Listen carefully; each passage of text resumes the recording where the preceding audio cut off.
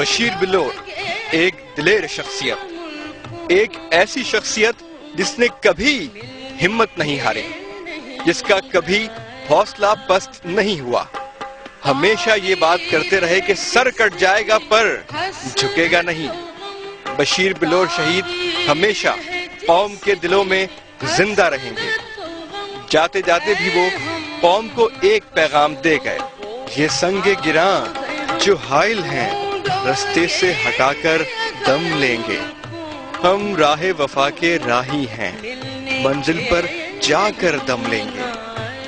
یہ فتنہ و فساد کے پروردہ تخریب کا سامان لاکھ کریں، ہم بزم سجانے آئے ہیں، ہم بزم سجا کر دم لیں گے۔ یہ سبز ہلالی پرچم ہے ہر حال میں لہرائے گا، یہ نغمہ ہے آزادی کا دنیا کو سنا کر دم لیں گے۔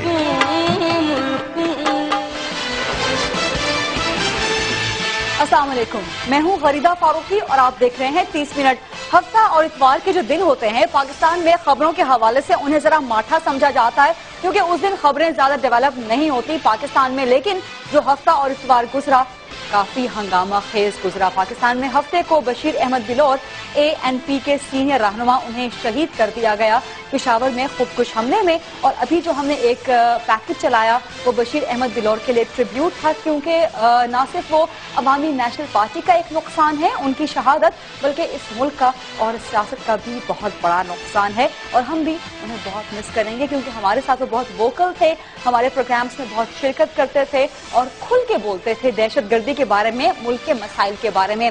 اس کے علاوہ اتوار کو لاہور میں ایک بہت بڑا جلسہ ہوا جس کا عنوان تھا کہ سیاست نہیں ریاست بچائیے۔ جلسے کا احوال آپ سب لوگوں نے دیکھا، سارا دن اس کی کوریج ہوتی رہی، تبصرے بھی ہوتے رہے، لیکن آج ہم بات کریں گے ملک کی 3 بڑی سیاسی جماعتوں سے، خاص طور پہ ہم بات کریں گے متحدہ قومی موومنٹ سے کہ وہ کیوں شانہ بشانہ کھڑی ہوئی تھی طاہر القادری کے، کیا وہ سیاست کو نہیں ریاست کو بچانا چاہتی ہے؟ بہرحال جیسا کہ میں نے کہا کہ ملک کی 3 اہم پولیٹیکل پارٹی سے ہم بات کریں گے۔ متحدہ قومی موومنٹ سے ہمارے ساتھ ہوں گے رضا ہارون صاحب، پاکستان پیپلز پارٹی سے ہمارے ساتھ ہوں گے سینیٹر سعید خانی صاحب، جبکہ نون لیگ کے اہم رہنما شیخ روہیل اصغر بھی ہمارے ساتھ ہوں گے۔ السلام علیکم آپ تینوں حضرات کو۔ جی وعلیکم السلام۔ اچھا رضا ہارون صاحب، کیا آپ کو میری آواز آ رہی ہے؟ رضا ہارون صاحب ابھی تک ہمارے پاس پہنچ نہیں پائے ہیں، میں چاہ رہی تھی کہ انہیں سے اپنی بات کا آغاز کروں۔ بہرحال سعید خانی صاحب اور شیخ روہیل اصغر صاحب آپ کی طرف میں آؤں گی، سیاست نہیں ریاست بچائیں، کیا لگتا ہے آپ کو اس کے پیچھے کیا چیز ہے؟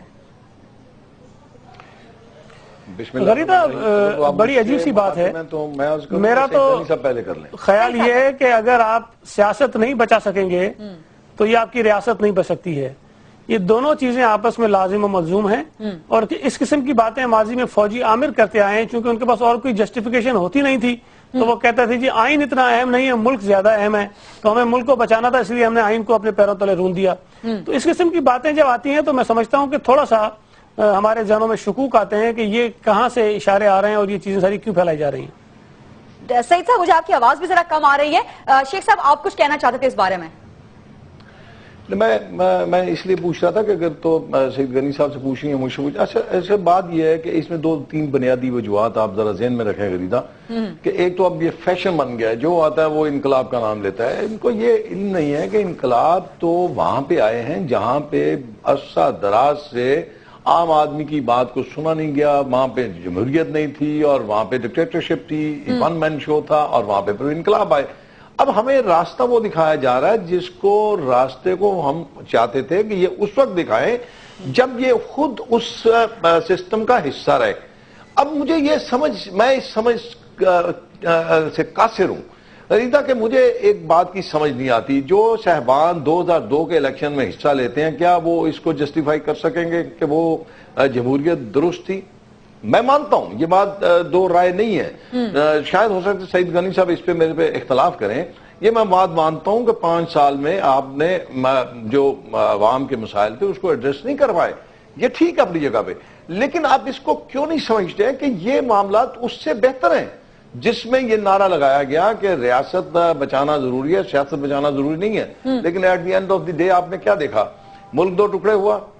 ایک آپ نے اپنے منتخب وزیر اعظم کو آپ نے پھانسی پہ لٹکا دیا, دوسرے نے اس وزیر اعظم کو اپنا جیل کی کال کوٹھی نہیں, میں سمجھنا چاہ رہی ہوں شیخ صاحب, میں سمجھنا چاہ رہی ہوں کہ اس نعرے کا مقصد کیا ہے, خاص طور پہ جبکہ الیکشنز آنے والے ہیں. مزید بات شیخ صاحب, میں تو غریدہ, میں تو اس بات کو سمجھ نہیں پایا جی غریدہ, میں تو اس معاملے کو آپ نہیں سمجھ پائے. الیکشنز آپ کے سامنے ہیں. اب مجھے اگر کوئی برا نہ مانے تو میں ایک بات کہوں گا کہ دہشت گرد بندوق کی نال پہ ہم سے وہ کام کروانا چاہتے ہیں کہ شاید ہمیں اس طرح تھریٹ کر کے کام کروانا چاہتے ہیں. فرق اچھا, میں مزید بات آپ سے بھی کروں گی, سعید غنی صاحب سے بھی کروں گی کہ کیا آپ لوگ واقعی اس کا مقصد نہیں سمجھ پائے, اور جو چہمہ گوئیاں ہو رہی ہیں, جو سرگوشیاں ہو رہی ہیں, کیا وہ واقعی آپ لوگوں تک نہیں پہنچ پا رہی؟ رضا ہارون صاحب نے ہمیں جوائن کیا آن لائن پہ. رضا صاحب, آئی ریگریٹ, آپ اسٹوڈیو میں ہوتے تو آپ سے مزید بات اچھی طرح سے ہو سکتی تھی. امید کرتے ہیں آپ جلدی پہنچ جائیں گے اسٹوڈیو. یہ بتا دیجئے گا میں آپ کے ٹریفک میں جام پھنسا ہوا ہوں, آپ کی بسز بہت قریب, لیکن چندری کی روڈ بلاک ہے, شاید آپ کو پتا ہو. اچھا, یہ بتا دیجئے گا, آپ سے ٹیلی فون لائن پہ ہی فی الحال بات کر لیتے ہیں. ایم کیو ایم کل کیوں شانہ بشانہ کھڑی ہوئی تھی طاہر القادری صاحب کے؟ دیکھیے, بے بنیادی جو بات ہے وہ ہمارا فکر و فلسفہ بھی یہی ہے کہ جب تک پاکستان پاکستان کی سیاست سے اس جاگیردارانہ وڈیرانہ 2% ایلیٹ اور پریولیج کلاس کا قبضہ نہیں ختم ہوگا, پاکستان میں صحیح معنوں میں وہ سیاسی قیادت جو پاکستان کو پروگریسو اور ڈائنامک قیادت دے سکتی ہے, جو ریزلٹ دے سکتی ہے, اس کا ممکن نہیں ہے. ہم اپنی ہسٹری دیکھ چکے اور یہ سب نہیں ہو سکا. تو یہ جو نقطہ ہے کہ جاگیردارانہ وڈیرانہ کلاس اور اس کے نظام اور اس ذہنیت کا نے ہمیں فائدہ نہیں پہنچا ہے, اس کی ایبولشمنٹ بہت ضروری ہے. ساتھ ہی ساتھ مڈل کلاس طبقے کا اسمبلیوں تک آنا اور ان کو وہ اپرچونٹیز فراہم ہونا جو آئین اور قانون گارنٹی دیتا ہے. رضا صاحب, آپ لوگ پچھلے کتنے عرصے سے حکومت میں ہیں؟ نہیں, ہماری پچھلے 40 سال سے. میں سمجھا نہیں اس بات کو. میں نظام کی تبدیلی کی بات کر رہے ہیں. اگر ہم حکومت میں ہیں تو جتنا پرسنٹیج ہمارا حکومت میں ہے, اگر مڈل کلاس رول اس ملک میں قائم ہوتا تو آپ کی تبدیلی نظر آتی. جب ہم حقیقی معنوں میں, صحیح معنوں میں پاورفلی آتھرائز ریپرزینٹیڈ حکومت ہمارے پاس کراچی سی ڈی جی کے کی تھی تو ہم نے تبدیلی دکھائی ہے. اسی طریقے سے اگر ملک میں ایک عام آدمی کو, ایک کوالیفائڈ آدمی کو, ایک ایجوکیٹڈ آدمی کو موقع ملے گا اس نظام میں, تو اس آدمی کو میجورٹی میں موقع نہیں ملتا. تو یہ جو ان کی بات. لیکن آپ تو اتحادی ہیں نا پچھلے 5 سال سے کم از کم پاکستان پیپلز پارٹی کے, اور پاکستان پیپلز پارٹی طاہر القادری کے اس نعرے کو انڈورس نہیں کر رہی. دیکھیے, یہی تو میں نے بات کی آپ سے, شاید آپ سمجھ نہیں پائیں کہ اگر یہ سسٹم, نظام حکومت اور یہ سیاست اور یہ انتخابات اگر جاگیرداروں وڈیروں کو منتخب کر کے اسمبلی میں آتا بھیجتا رہے گا تو الائنس اور گورنمنٹ منتخب کون کرتا ہے یہ تو آپ بتا دیں ذرا. جی, میں نے ایک سوال پوچھا ہے بڑا سادہ سا کہ ان وڈیروں جاگیرداروں کو جو جن پہ آپ کی سوئی اٹکی ہوئی ہے, ان لوگوں کو منتخب کون کرتا ہے؟ وہ اگر صحیح, کل آپ نے پھر اس کا مطلب ہے ان کے جو بہت سارے دلائل تھے وہ سنے نہیں میرے خیال میں. ان کا یہی کہنا تھا کہ جب میں ان کے کسی ایک دلائل سے بھی اتفاق نہیں کرتا اور نہ میں ان سے کنونس ہوں. آپ شاید کنونس ہو گئے ہوں. نہیں, میں ان کا مجھے ایک بات بتا دے رضا ہارون, مجھے ایک بات بتا دے, اربوں روپیہ, میں اربوں روپے کی بات کروں, اس پورے ایک دن کے 3 گھنٹے کے شو پہ خرچ ہوا. اگر اتنا درد ہے دل میں غریبوں کا تو اربوں روپیہ غریبوں میں بانٹ دیتے. شیخ صاحب ذرا رضا ہارون صاحب کا جواب سن لیں. شیخ صاحب ذرا رضا ہارون صاحب کا جواب سن لیں, ذرا جواب سن لیں. جی رضا صاحب, آپ کیا کہنا چاہتے ہیں؟ میں یہی تو بات کر رہا ہوں کہ جب ایک عام آدمی کو, شہری علاقوں کی نہیں بات ہو رہی ہے, دیہی علاقوں کی بات ہو رہی ہے, رورل ایریاز کی بات ہو رہی ہے, جہاں ایک عام آدمی کو اس کے ووٹ دینے کا حق ہی حاصل نہیں ہے, وہ کھل کر اپنی آزادی رائے کا اظہار ہی نہیں کر سکتا. تو ظاہر ہے منتخب تو اسی سے ہونا ہے نا, جس کا وہ نوکر ہے, جس کا وہ حاری ہے, جس کا وہ کسان ہے, جس کا وہ مظہر ہے. تو اگر یہ نظام حکومت اور یہ نظام انتخاب رہے گا تو پھر وہی لوگ منتخب ہو کر آئیں گے. اچھا, سعید غنی صاحب کو ذرا بولنے دیجیے گا. سعید غنی صاحب کو ذرا ان کرتے ہیں بیچ میں. سعید صاحب, آپ کے ساتھ پچھلے 5 سال سے اتحادی ہیں ایم کیو ایم والے, لیکن اب وہ غیر مطمئن نظر آتے ہیں آپ سے. غریدہ, ایم کیو ایم ایک الگ سیاسی جماعت ہے اور ان کا جو نظریہ ہے وہ الگ ہے. پیپلز پارٹی الگ جماعت ہے, ان کی سوچ اور نظریہ الگ ہے. اگر حکومت میں سیاسی جماعتیں ایک ساتھ ہیں تو اس کا یہ مطلب نہیں ہے کہ ہم ان کے پابند ہیں وہ ہمارے پابند ہیں. وہ اپنے سیاسی راستے کا انتخاب کرنے میں آزاد ہیں, ہم اپنے سیاسی راستے کا انتخاب کرنے میں آزاد ہیں. اس کا مطلب ہے کہ آپ کے اور ایم کیو ایم کے سیاسی راستے الگ ہو رہے ہیں کیا؟ نہیں, ہو نہیں رہے ہیں. وہ الگ جماعت ہے, پیپلز پارٹی الگ جماعت ہے, فنکشنل لیگ الگ جماعت ہے, مسلم لیگ نون الگ جماعت ہے. اسی طرح ہر سیاسی جماعت کو اپنے سیاسی مستقبل کا فیصلہ کرنے کی آزادی ہے. ان کو بالکل یہ اختیار تھا کہ اس جلسے میں جائیں, پیپلز پارٹی کو بھی تھا, ہم نہیں گئے, پی ایم ایل کو بھی تھا, وہ نہیں گئے. تو یہ کوئی اتنا بڑا مسئلہ نہیں ہے. لیکن بنیادی چیز یہ ہے کہ طاہر القادری صاحب اس ملک سے کوئی 8-10 برس تک باہر رہے ہیں. وہ عملی طور پر پاکستان کے معاملات سے لا تعلق رہے. انہوں نے کسی اور ملک کی شہریت بھی لے لی, اور پاکستان میں سیلاب آئے, بربادیاں آئیں, عدلیہ پر پابندیاں لگیں, ججز قید ہو گئے. انہوں نے کبھی پاکستان کے متعلق یہ بات نہیں کہی کہ جی وہاں یہ ظلم ہو رہا ہے, میں پاکستان جا رہا ہوں. تو یہاں سیاسی جماعتیں جن کو آج وہ تنقید کا نشانہ بنا رہے ہیں, وہی جدوجہد کرتے رہے, وہی کوششیں کاوشیں کرتے رہے. اب ایک جمہوری نظام اس ملک میں نافذ ہوا ہے, بحال ہوا ہے بڑی مشکلوں سے, اور اگر وہ اپنا ٹرم ایک پورا کر رہا ہے تو میرا خیال ہے کہ طاہر القادری صاحب کی ساری باتیں میں ٹھیک مان لوں, جو کچھ وہ کہہ رہے ہیں سب درست ہے, لوگ ان کے ساتھ ہیں, ہم سارے بےایمان ہیں, بدماش ہیں, چور ہیں, ڈاکو ہیں, سیاسی جماعتیں ساری بری ہیں, تو ان کو سیاسی جماعت جو پہلے بھی ان کی تھی رجسٹرڈ کرا لینا چاہیے, الیکشن میں آ جانا چاہیے. اور ماشاءاللہ بڑی تعداد میں لوگ لاہور میں جمع ہوئے تھے, ان کو چاہیے کہ لوگوں سے ووٹ مانگیں, اور جب ان کو لوگ 2/3 میجورٹی سے زیادہ اکثریت میں پارلیمنٹ میں لے آئیں گے, یہ اپنی مرضی کی ترامیم کریں, اپنی مرضی کا نظام نافذ کریں. نہ مجھے کوئی اختلاف کرنے کا حق ہوگا, نہ مجھے کوئی تنقید کرنے کا حق ہوگا, وہ جس طرح کا چاہیں گے اپنا نظام لے آئیں گے. لیکن جو راستہ وہ بتا رہے ہیں میں سمجھتا ہوں کہ وہ غلط ہے, وہ اس ملک کو ڈیریل کرے گا. اس ملک میں جو جمہوریت بڑی قربانیوں سے, بڑی مشکلوں سے بحال ہوئی ہے, اس کے راستے میں رکاوٹیں کھڑی ہوں گی, اور وہ ایک تسلسل جس کی ہم امید کر رہے ہیں وہ شاید ناکام ہو جائے گا. میری گزارش صرف اتنی ہے کہ ساری باتیں اگر ان کی اچھی ہیں, وہ لوگوں کو کنونس کریں, قائل کریں, ووٹ مانگیں, حکومت میں آ جائیں, ساری چیزیں کر لیں. لیٹس ٹاک فرینکلی اور اوپنلی. آپ تینوں پارٹیوں کے نمائندوں سے میری گزارش ہوگی کہ let's talk frankly and openly, کیونکہ الیکشنز آنے والے ہیں. جمہوریت کو ہم اس ملک میں کسی صورت ڈی ریل ہوتے ہوئے نہیں دیکھ سکتے اور نہ ہی دیکھنا چاہتے ہیں. رضا ہارون صاحب, آپ کے پاس میں آؤں گی. طاہر القادری صاحب نے کل جو سپیچ کی, بہت دفعہ انہوں نے آئین کا حوالہ دیا بیچ میں, ساتھ ہی انہوں نے یہ بھی کہا کہ انتخابات اگر ڈیلے ہو جاتے ہیں تو آئین کے تحت اس میں کوئی حرج نہیں ہے. کیا متحدہ قومی موومنٹ انتخابات کا ڈیلے چاہتی ہے؟ انتخابات تو مقررہ وقت پر ہونی چاہیے, اور انتخابات ہی جمہوریت کی تسلسل کا کیا ضامن ہے.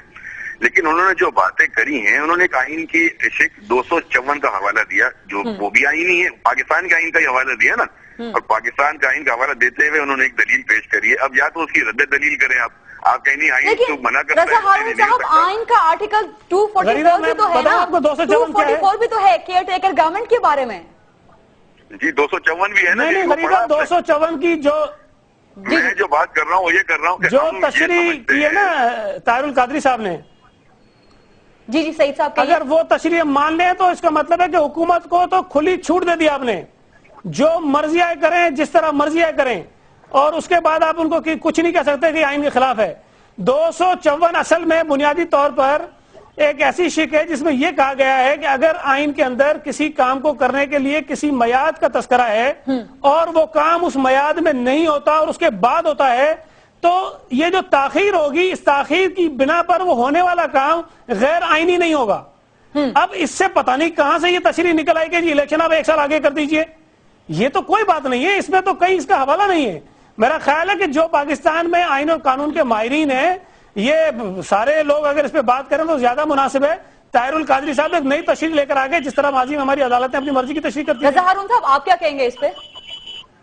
جی میں تو یہ بات کر رہا ہوں کہ انہوں نے آئین کی ایک شک کا حوالہ دیا ہے اور ایک دلیل دی ہے, اور یہ وجہ بتائی ہے کہ کسی وجہ سے اگر وہ کام, اب دیکھیں کیئر ٹیکر گورنمنٹ کا کیا کام ہوتا ہے, انتخابات کے لیے کیا آئین کی جو شکیں ہیں اس کو پورا کرنا ضروری ہوتا ہے. اگر وہ پوری کر لی جائیں تو 90 دن کے اندر کر لی جائیں, اور 90 دن کے اندر تو ہم تو یہ سمجھتے ہیں کہ انتخابات ہونا درست اقدام ہے, اور انتخابات کے ذریعے ہی جمہوریت کا تسلسل کو یقینی بنایا جا سکتا ہے.